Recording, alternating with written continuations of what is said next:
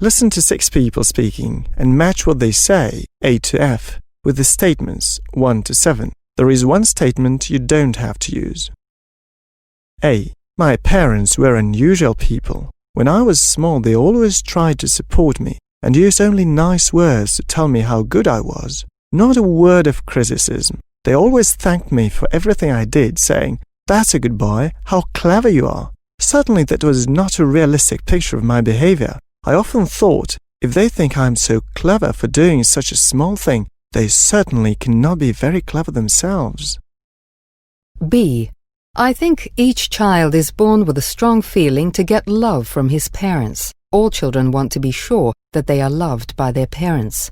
My parents were really wise. They understood how important the sense of belonging was to me and my sisters and brothers, and tried to show that we all meant a great deal to them. We never felt that any of us was rejected. C.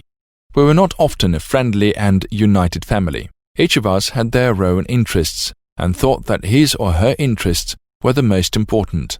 Sometimes, I would say, my brothers behaved strangely, and I suppose they could say the same about me. We irritated our parents, and their criticism irritated us. I think we were getting on their nerves, but we wished to have sympathy. D. When I was fairly young, I lived with my grandparents. They were not always perfect, but I liked the way they treated me. They treated me like a grown-up person, their equal. We lived in a small house in a village, but the garden was really large, and there were always a lot of things to do there. I was responsible for some of them and had to do my job properly. E. Ours was really a very united and friendly family, and it was a large one. We had a big summer cottage that used to belong to my grandparents, and there we all lived together.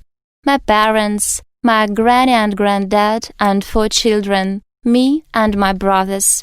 They were much older than me, but we spent much time together. I had never been rejected. F. My parents never fought with me. I think they knew they could lose, but they made me do a lot of things about the house and taught me a lot of things too. I was open for learning. I read a lot, and they always brought interesting books, so I could find a lot of useful information about many things. We traveled a lot about England and abroad, and I learned to notice differences. I began to understand how wonderful things around me are.